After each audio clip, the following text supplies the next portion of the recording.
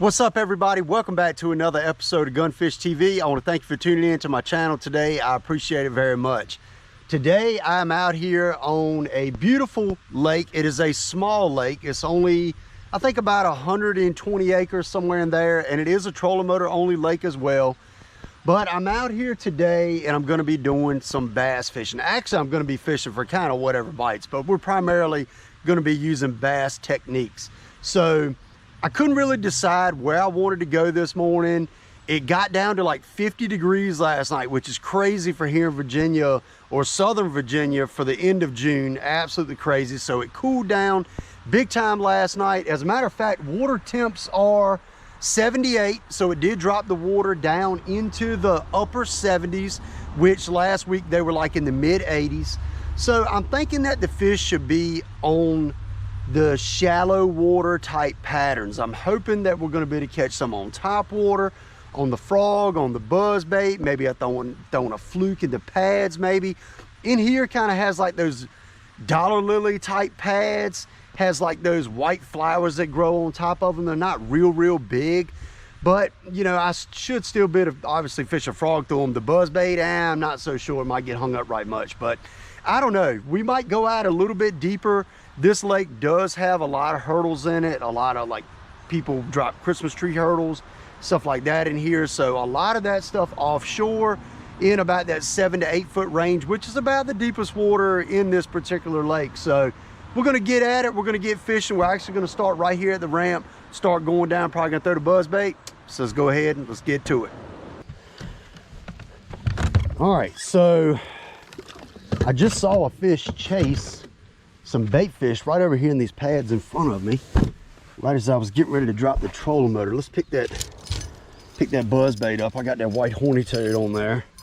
Y'all know I love throwing this thing, but that's because it absolutely produces. So see if we can catch some fish today.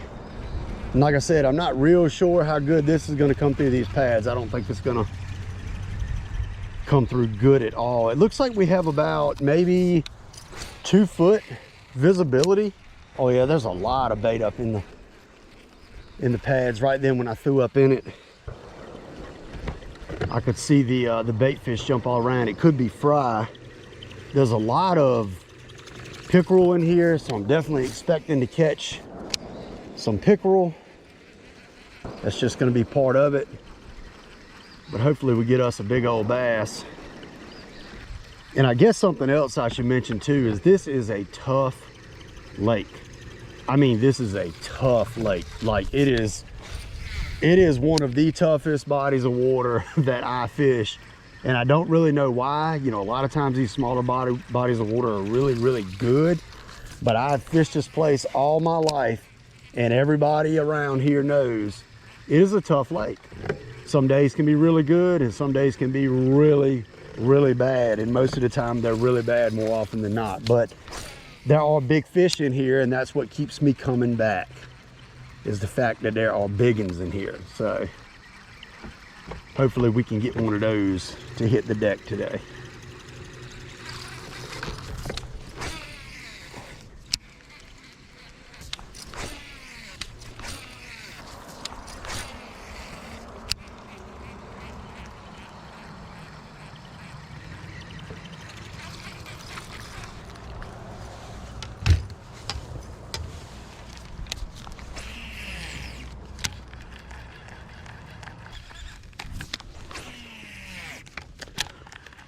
All right, so we're gonna fish through these pads just a little bit longer, but we haven't had so much as a rise, and we have fished them now for probably about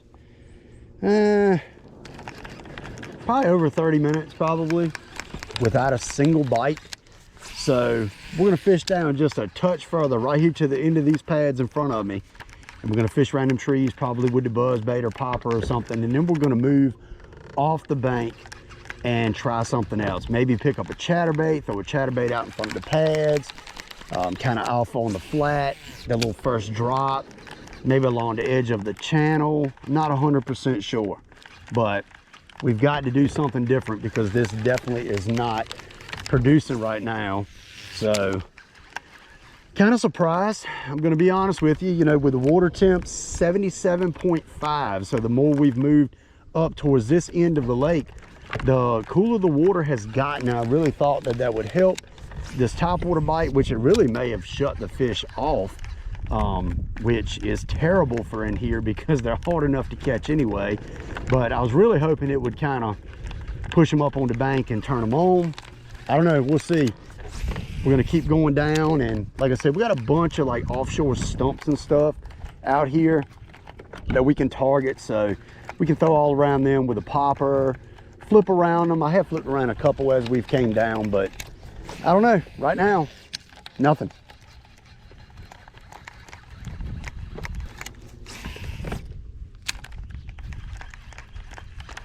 Oh, first bite. Got him. What is it? Oh, a little teeny pickerel. He come up and bit the frog, but you know what? First fish is of the slimy variety. We stuck him good too. Give me my leg to my frog back. There you go, little guy, get in there. All right, well, there is a fish that lives in the pads at least. Little guy, but he was aggressive. Came out and bit it like he was supposed to. Ooh, there's some shad back here in this little area. Just saw him kind of scoot out. That might have been why that fish was here. Get my shorts all slimy.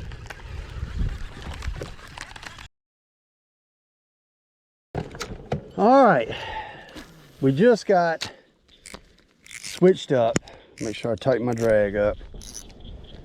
We just got switched up and we got a fluke on my spinning rod. And these fish are back here. The whole time I was re-rigging, these fish were back here just popping in these pads. So I got 20-pound braid on this bad boy, got 7-foot medium rod, and we're just gonna throw this in the pads and just see if we get bit. I mean, these fish are obviously eating something in the pads. Like I said, they are coming up, blowing up, and they're definitely not coming up on the frog. So we had to try to give them something a little bit different. So we're gonna give them the fluke, see if they like that, and if they do, then we'll catch them. If they don't, yeah, we'll try something else.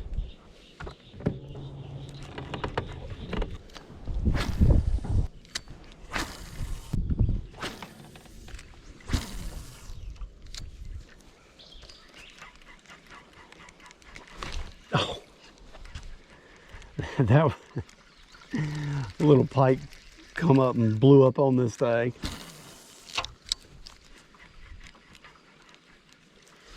Oh, what we got here? Oh, nice bass. Get in here. All right. I said nice bass, y'all. I got super excited. Not a nice bass, but a bass. All the way back here in the back on this fluke. And this is one that one of my buddies made. It's that bubble gum with white on the bottom. There he is. My goodness, we have fished so long for that sucker. Oh man. Well, there you go. Got him. He come out of the pads and waked it when he came out. That was a good bite. Now we need like 10 or 15 more of those bites. All the way back here in the back. He just absolutely bull rushed it when he come out. Okay, good deal.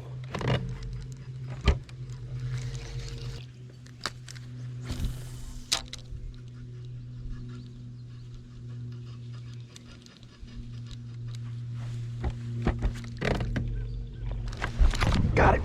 Oh, that was a pike. Or was it a bass? I can't even tell. No, it's a bass. There we go. He looks so long and slender. Well, all right.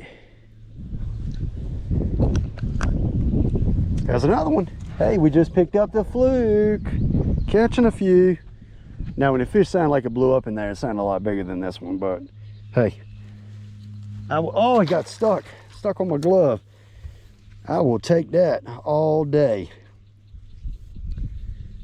We might have figured it out. You know, this might just be like an area. You know, this might be the area thing that I was talking about earlier, for the simple fact that there's a wad of brim in the pads just blowing up, popping and all that good stuff. So that definitely could be what we got going on here.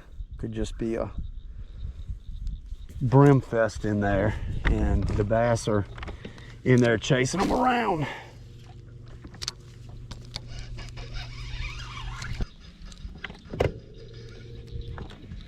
A lot of times something a little more subtle than that frog will get them to bite. I've seen a fluke outfish a frog many days. I've seen a frog outfish a fluke many days too, but that fluke dragging over pads or hydrilla or something, I have had some really good days on one of them before, I can tell you. And I don't utilize it, you know, as much as I used to. Of course, before the frog came into play, the fluke was my go-to for throwing in the pads. You know, I'm sure it was for a lot of other people as well, but you know, of course, the frog comes out, horny toad comes out. These things a lot of times kind of you know, you kind of forget about a lot of the stuff that you used to throw. Got stuck in the lily pads. All right.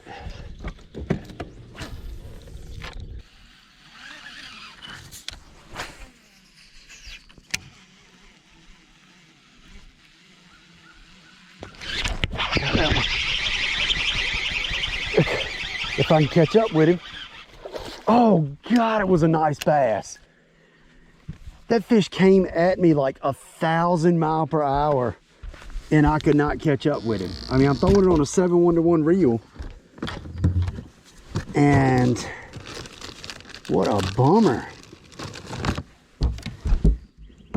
Dadgummit. What's going on? I missed the last 3 fish in a bit. My hook's good.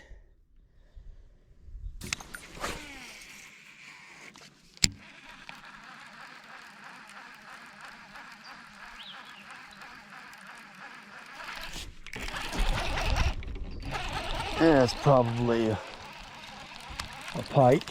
And it, oh, is it a, oh, it's a blackfish. Bowfin. I honestly didn't even know they were in here. Yeah, that guy is. Let's see if we can get him off without just destroying my spinnerbait.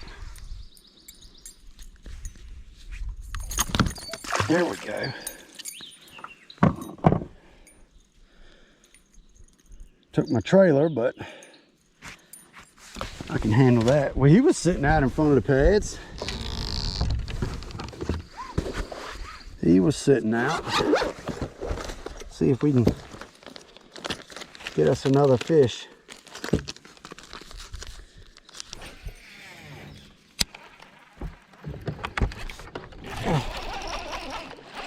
Is that a bass?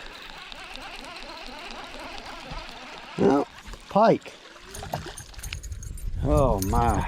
I knew putting this spinnerbait on that it could potentially turn into a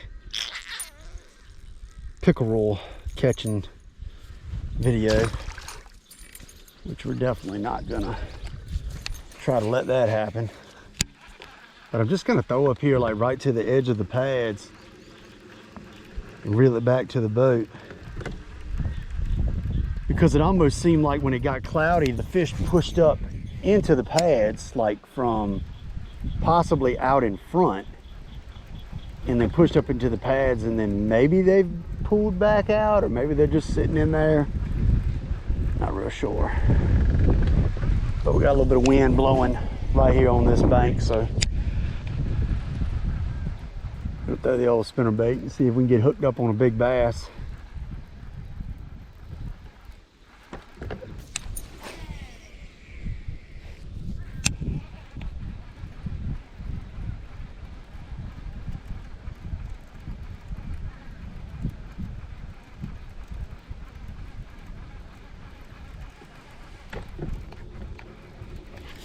That's a good fish.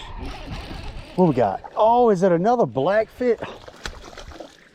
What in the world do we got going on?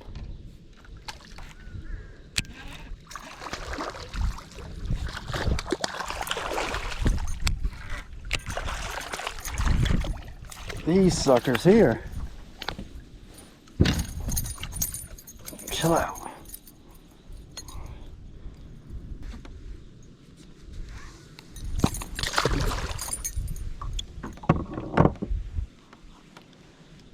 Sitting out here off this point. He is about mangled my spinnerbait, or tried to anyway.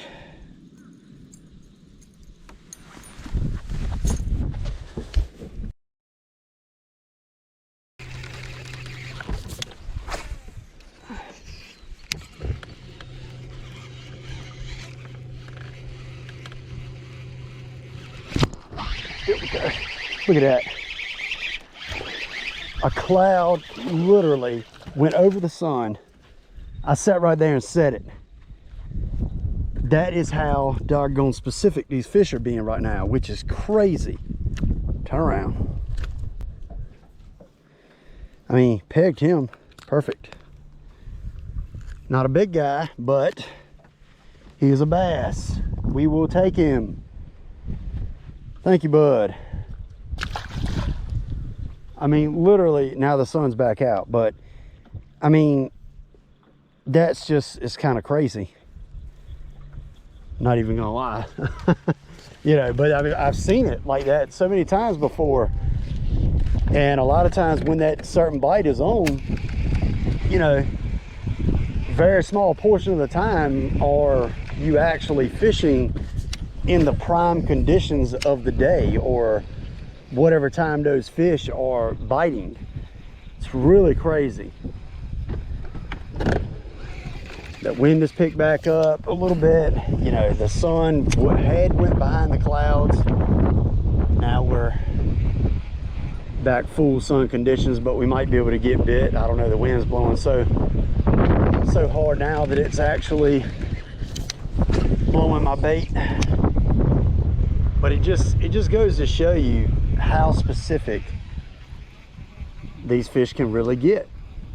Can get so crazy specific. Oh, I'm missing a foot.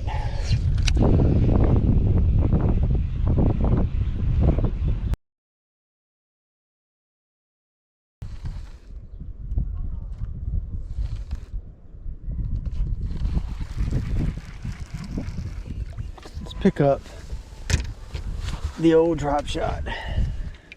Probably gonna get hung like on the very first cast, but I've seen a bunch of bait fish out here, so we're gonna give her a go.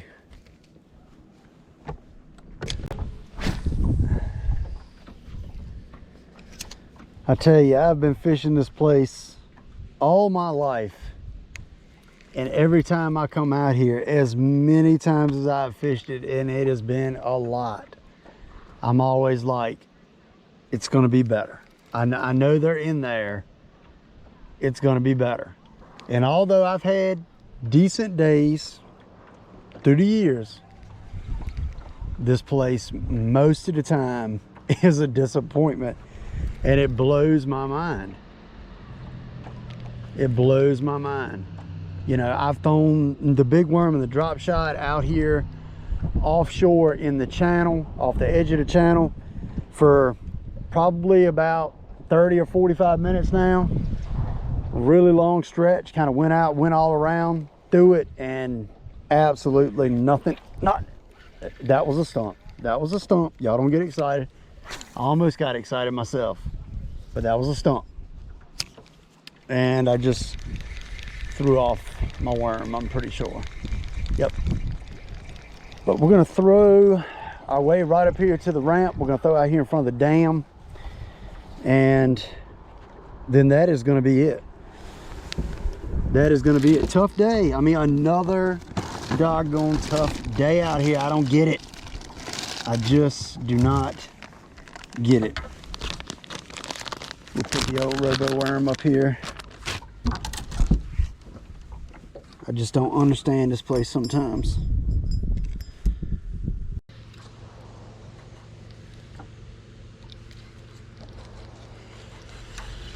All right, y'all, that is it. We fished hard. Doggone it, we fished hard. And I swear, every time I fish here, I just feel like I should absolutely wreck them. I fished here all my life, and this place is such a tough place to fish. It is unbelievable. But we did catch some.